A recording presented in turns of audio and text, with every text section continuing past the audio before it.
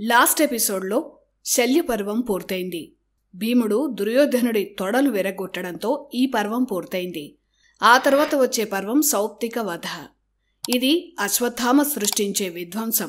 కొన ప్రాణంతో కొట్టుకుంటున్న దుర్యోధనుడికి పాండవులను సంహరిస్తానని అశ్వత్థామ మాటిచ్చాడు.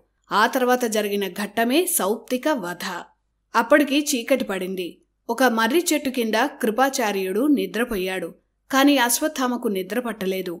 ఆ మర్రి చెట్టు మీద ఎన్నో కాకులు గూళ్లు కట్టుకుని ఉన్నాయి. వాటిలో కాకి పిల్లలున్నాయి. ఆ సమయంలో ఒక గుడ్లగూబ ఆ చెట్టు మీద వాలింది. మెల్లగా కాకి గూళ్ల దగ్గరకు ఆ గుడ్లగూబ వచ్చింది. శబ్దం చేయకుండా కాకుల పీకలు కొరికింది. గుడ్లగూబను ఉలూక అంటారు. ఆ ఉలూక నిద్రపోతున్న కాకులను వేగంగా చంపింది. ఇది చూసిన అశ్వత్థామకు ఒక భయంకరమైన ఆలోచన వచ్చింది. ఈ గుడ్లగూబలాగే నిద్రలో ఉన్నప్పుడు పాండవులను వారి బంధువులను సంహరించాలని అశ్వత్థామ అనుకున్నాడు. నిద్రను సుప్తావస్థ అంటారు. సుప్తావస్థలో ఉన్న వారిని సంహరించడమే సౌప్తిక వధ. ప్రస్తుతం కౌరవుల వైపు సైన్యం లేదు కనుక ఒక్కడే పాండవ సైన్యాలను ఎదిరించలేడు. వారిని నిద్రలో ఉండగా చంపాలని అశ్వత్థామ నిర్ణయించుకున్నాడు. పాండవులు మరణిస్తే దుర్యోధనుడు సంతోషంగా కన్నుమూస్తాడని అనుకున్నాడు. ధర్మాధర్మ విచక్షణను అశ్వత్థామ మర్చిపోయాడు. తన ఆలోచన తప్పు కాదని తనను తాను సమర్థించుకున్నాడు. కృపాచార్య కృతవర్మలను నిద్రలేపాడు. తన ఆలోచనను వారికి చెప్పాడు. కోపంలోనూ ఆవేశంలోనూ ఇలాంటి నిర్ణయాలు తీసుకోవడం మంచిది కాదని, వీటి ఫలితాలు భయంకరంగా ఉంటాయని కృపాచార్య తన మేనల్లుడు అశ్వత్థామకు చెప్పాడు.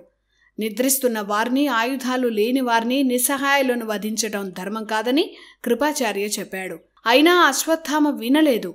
ప్రస్తుతం తనకు తోచిందే ధర్మం అన్నాడు. అస్త్ర సన్యాసం చేసిన తన తండ్రి ద్రోణుణ్ణి దృష్టద్యుమ్న తల నరికి చంపాడని, శిఖండిని అడ్డుపెట్టుకుని అర్జునుడు భీష్ముణ్ణి పడగొట్టాడని, రథచక్రం భూమిలో కూరుకుపోయిన సమయంలో కర్ణుడి మీద అర్జునుడు బాణప్రయోగం చేసి చంపాడని, మడుగులో దాగిన సుయోధన్ను బయటకు రప్పించి భీముడు అధర్మమైన అతని తొడలు విరగొట్టాడని చెప్పాడు అశ్వత్థామ. ఇవన్నీ ధర్మమే అయినప్పుడు తన నిర్ణయం కూడా ధర్మమే అవుతుందని కృపాచార్యకు అశ్వత్థామ చెప్పాడు. ఇప్పుడు నేను చేసేది ధర్మమైనా అధర్మమైనా చేసి తీరతాను అంటూ అశ్వత్థామ రథం ఎక్కాడు. అశ్వత్థామనొక్కడ్నే పంపడం ఇష్టం లేక కృపాచార్య కృతవర్మలు కూడా అతనితో పాటు వెళ్లారు. వారు ముగ్గురు పాండవ శిబిరాల వైపు వెళ్లారు. అశ్వత్థామ వేగంగా వెళుతున్నాడు. కృతవర్మ, కృపాచార్య వెనుక వస్తున్నారు. కొంచెం వెనుక పడ్డారు. మధ్యలో అశ్వత్థామ లయకారుడైన శివుణ్ణి ధ్యానించాడు. మహావీరులైన పాండవులను సంహరించే శక్తినివ్వాలని కోరాడు. అప్పుడు అశ్వత్థామకు శివుడు ప్రత్యక్షమయ్యాడని, ఒక అద్భుత ఖడ్గం అతనికిచ్చాడని వ్యాస భారతం చెప్తోంది. అలాగే శివాంశ అశ్వత్థామలో చేరింది. నిజానికి మహాభారత యుద్ధంలో అప్పటికి యుగానికి సమాప్తి. విధి ప్రకారం అంతా నాశనం కావాలి. అందుకు ఆ పరమేశ్వరుడు విష్ణువు ఆడిన ఆటే మహాభారతం. అశ్వత్థామ ఆ రాత్రికి శివుడి అవతారం. శివ పురాణాల్లో కూడా శివుడి అవతారాల్లో ఒక అవతారంగా అశ్వత్థామ ఉంది. అలా తిరుగులేని శివ ఖడ్గంతో అశ్వత్థామ పాండవ శిబిరాల్లో ప్రవేశించాడు.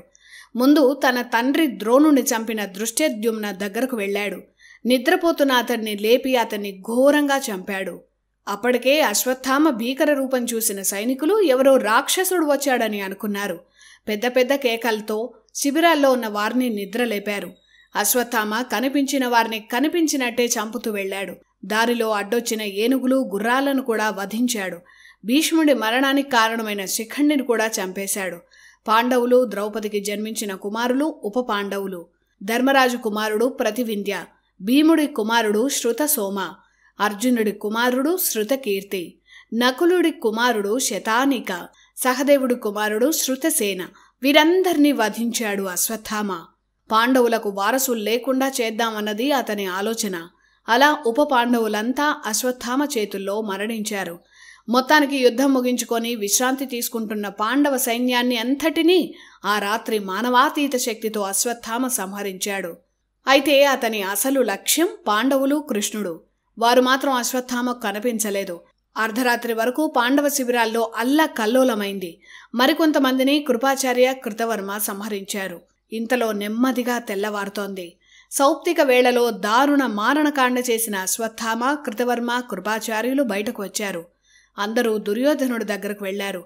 ఆ సమయంలో దుర్యోధనుడి ఒళ్లంతా రక్తం. ప్రాణం పోవడం లేదు. విపరీతమైన బాధను అనుభవిస్తున్నాడు. ఆ రాత్రి జరిగిన విషయమంతా అశ్వత్థామ దుర్యోధనుడికి చెప్పాడు. సౌప్తిక వధ ఘట్టం విన్న దుర్యోధనుడు అమితంగా ఆనందించాడు. 18 రోజుల యుద్ధం కన్నా ఈ రాత్రి నీవు చూపిన వీరత్వమే గొప్పదని దుర్యోధనుడు అశ్వత్థామను పొగిడాడు. ఆ మాట చెప్పి ఆనందంతో దుర్యోధనుడు ప్రాణాలు వదిలాడు. దుర్యోధనుడు మరణించిన తర్వాత చాలాసేపు వారు ముగ్గురు అక్కడే ఉండి కాసేపటికి అక్కడి నుంచి వెళ్ళిపోయారు. అలా దుర్యోధనుడు మరణించాడని సంజయుడి ద్వారా తెలుసుకున్న ధృతరాష్ట్రుడు కుప్పగూలిపోయాడు. అతని ధైర్యం పోయింది. ఇక తాను బతికున్నా మరణించినా ఒకటే అనుకున్నాడు. ముందు రోజు రాత్రి జరిగిన విషయం పాండవులకు తెలిసిందే. ఆ ముందు రోజు రాత్రి శ్రీకృష్ణుడు పాండవులను తన సురక్షిత ప్రాంతానికి తీసుకువెళ్లాడు. అందువల్ల ఆ రోజు పాండవులు అశ్వత్థామకు కనిపించలేదు. తన కుమారులందరినీ అశ్వత్థామ చంపాడని తెలిసి పాండవులు దుఃఖంలో మునిగిపోయారు. యుద్ధంలో ఘన విజయం సాధించిన రోజే ఇంతటి ఘోరం జరగడాన్ని జీర్ణించుకోలేకపోయారు. తండ్రితో పాటు సోదరులను కూడా పోగొట్టుకున్న ద్రౌపది ఇప్పుడు తన 5 పిల్లలను పోగొట్టుకోవడం తట్టుకోలేకపోయింది. యుద్ధంలో మరణిస్తే వీరమరణం, ఇలా మరణించటం అసలు బాధ. ఆ సమయంలో ద్రౌపది, సుభద్ర ఇద్దరూ విరాట నగరంలో ఉన్నారు. విరాటరాజు ఉత్తరుల మరణానికి కుమిలిపోతున్న సుధేష్ణను ఓదార్చడానికి అక్కడికి వెళ్లారు. అక్కడి నుంచి ద్వారకకు వెళ్లాలనుకున్నారు. ఇక్కడ చెల్లాచెదురుగా పడి ఉన్న శవాలను చూసి ధర్మరాజుకి మూర్ఛ వచ్చినంత పనైంది. కృష్ణార్జునులు ఎంత ఓదార్చినా అతడికి దుఃఖం ఆగలేదు. కొంతసేపటికి తేరుకొని కుమారులకు, బంధుమిత్రులకు దహన సంస్కారాలు చేశాడు. ద్రౌపది కోసం నిరీక్షిస్తున్నారు. ఆమెను తీసుకురావడం కోసం నకులుణ్ణి పంపారు. అప్పటికే నకులుడి ద్వారా విషయం తెలుసుకుని ద్రౌపది దుఃఖంలో మునిగిపోయింది. అశ్వత్థామను సంహరించాకే తన దుఃఖం తీరుతుందని పాండవులకు చెప్పింది. అప్పటికే అశ్వత్థామ వ్యాస ఆశ్రమంలో దాక్కున్నాడని భీముడికి తెలిసిందే. పాండవులంతా అశ్వత్థామ కోసం వెళ్లారు. అయితే కృష్ణుడు అశ్వత్థామ బుద్ధి గురించి పాండవులకు చెప్పాడు. అశ్వత్థామ పోరు పడలేక ద్రోణుడు అతనికి అత్యంత శక్తివంతమైన బ్రహ్మ శిరోనామక అస్త్రాన్ని నేర్పాడు. ఈ కాలంలో న్యూక్లియర్ బాంబుతో ఆ అస్త్రం సమానం. అయితే అశ్వత్థామకు ధర్మాధర్మ విచక్షణ లేదని ద్రోణుడికి తెలుసు. అందుకే ఆ అస్త్రాన్ని ప్రయోగించడం నేర్పాడు కానీ ఉపసంహారం నేర్పలేదు. ఎట్టి పరిస్థితుల్లోనూ ప్రజలు నివసించే ప్రాంతాల్లో ప్రయోగించవద్దు అని ద్రోణుడు ఒట్టు వేయించుకున్నాడు. కానీ తండ్రి మాట వినే లక్షణం అశ్వత్థామకు లేదు. ఉంటే దుర్యోధనుడితో సావాసమే చేయడు. ఇవన్నీ చెప్తూ మరో అనుభవం గురించి శ్రీకృష్ణుడు చెప్పాడు. ఒకసారి కృష్ణుడి దగ్గరకు అశ్వత్థామ వెళ్ళాడు. తన దగ్గర ఉన్న బ్రహ్మశిరోనామక అస్త్రాన్ని ఇచ్చేస్తానని, దానికి బదులుగా చక్రాయుధం ఇవ్వాలని శ్రీకృష్ణుడిని అడిగాడు అశ్వత్థామ. ఆశ్చర్యపోయిన శ్రీకృష్ణుడు సరే ఏం చేస్తాడో చూద్దామని అక్కడే ఉంది తీసుకో అన్నాడు. శ్రీకృష్ణుడికి తప్ప వేరే వారికి సంధించడం సాధ్యం కాని సుదర్శన చక్రాన్ని అశ్వత్థామ ఎత్తలేకపోయాడు. అతని అవస్థను చూసిన కృష్ణుడు నవ్వాడు. ఇంతకీ ఈ చక్రాయుధంతో నువ్వేం చేయాలని అనుకున్నావని అశ్వత్థామని అడిగాడు. ఈ లోకాన్ని జయించాలంటే నిన్ను గెలిస్తే చాలు. నిన్ను గెలవాలంటే ఈ చక్రాయుధంతోనే సాధ్యం. అందుకే అడిగానన్నాడు. అంటే శ్రీకృష్ణుడినే సంహరించాలని అశ్వత్థామ అనుకున్నాడు. ఈ కథంతా పాండవులకు చెప్పాడు కృష్ణుడు. అలాంటి ఉన్మాద బుద్ధి ఉన్న అశ్వత్థామ ఇప్పుడు ఖచ్చితంగా బ్రహ్మశిరోనామక అస్త్రం ప్రయోగిస్తాడని అర్జునుడు ప్రతిగా ఆ అస్త్రాన్ని నిలువరించాలని కృష్ణుడు సలహా ఇచ్చాడు. ఆ రాత్రితో శివాంశ అశ్వత్థామ నుంచి వెళ్ళిపోయింది. రాత్రి జరిగింది గుర్తు చేసుకుని అశ్వత్థామ భయపడ్డాడు. పాండవులకు తెలిస్తే చంపేస్తారని ఒక సాధువు వేషంలో వ్యాస ఆశ్రమంలో దాక్కున్నాడు. పాండవులు అశ్వత్థామను వెతికి పట్టుకున్నారు. తనను చంపేస్తారని అశ్వత్థామకు అర్థమైంది. వెంటనే పక్కనే ఉన్న రెల్లుగడ్డిని తీసుకుని మంత్రించి బ్రహ్మశిరోనామకాస్త్రాన్ని ఆవహింపచేశాడు.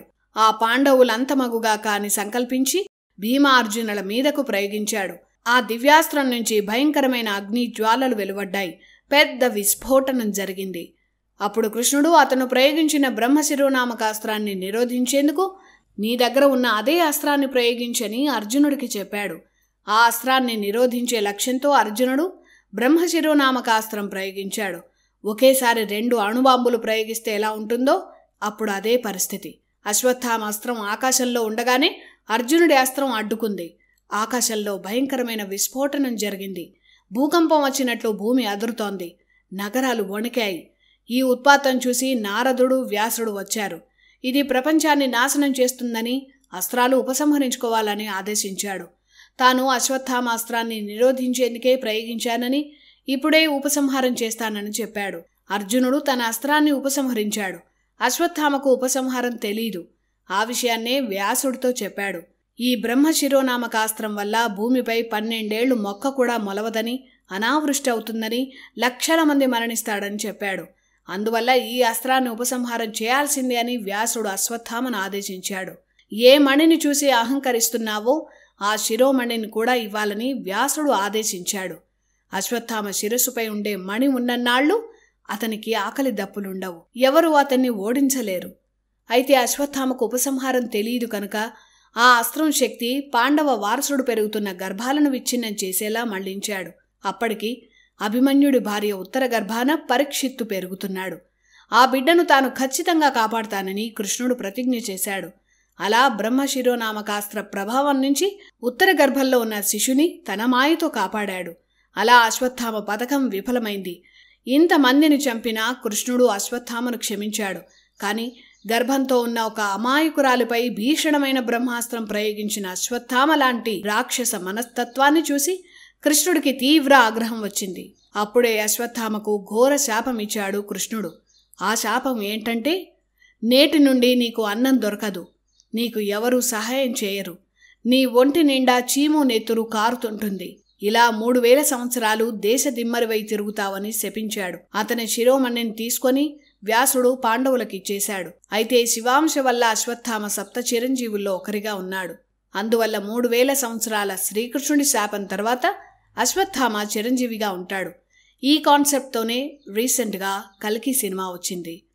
అలాగే తాను రక్షించిన అభిమన్యు కుమారుడు పరీక్షిత్తు కృపాచార్య వద్ద ధనుర్విద్య నేర్చుకొని అనేక సంవత్సరాలు రాజ్యపాలన చేస్తాడని, పరీక్షిత్తు కుమారుడు జనమేజయుడు కూడా నీ ముందే రాజ్యం చేస్తాడని కృష్ణుడు అశ్వత్థామకు చెప్పాడు.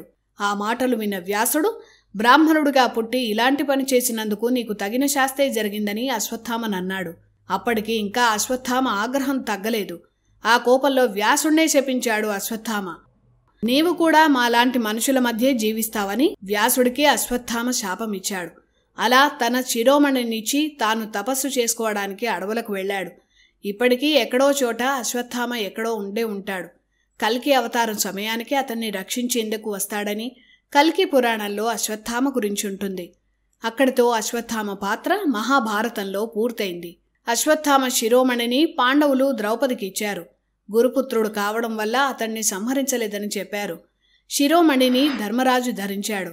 అతను స్వర్గారోహణం చేసినప్పుడు హిమాలయాల్లో ఆ శిరోమణిని భద్రపరిచాడు. ఒక్క అశ్వత్థామే ఇంతమందిని ఎలా సంహరించాడని కృష్ణుణ్ణి అడిగాడు ధర్మరాజు. శివుని వరప్రసాదంగా ద్రోణుడికి అశ్వత్థామ పుట్టాడు. యుగాంతంలో శివుడు లయకారుడవుతాడు. అందుకు అశ్వత్థామ అవతారంలో ఆ పని చేశాడని కృష్ణుడు చెప్పాడు. అలా అక్కడితో అశ్వత్థామ సృష్టించిన భీకర వధతో మహాభారతంలో 10వ పర్వమైన సౌప్తిక పర్వం ముగిసింది. తర్వాత వచ్చే స్త్రీ పర్వంలో ఏం జరిగిందో నెక్స్ట్ ఎపిసోడ్లో చూద్దాం.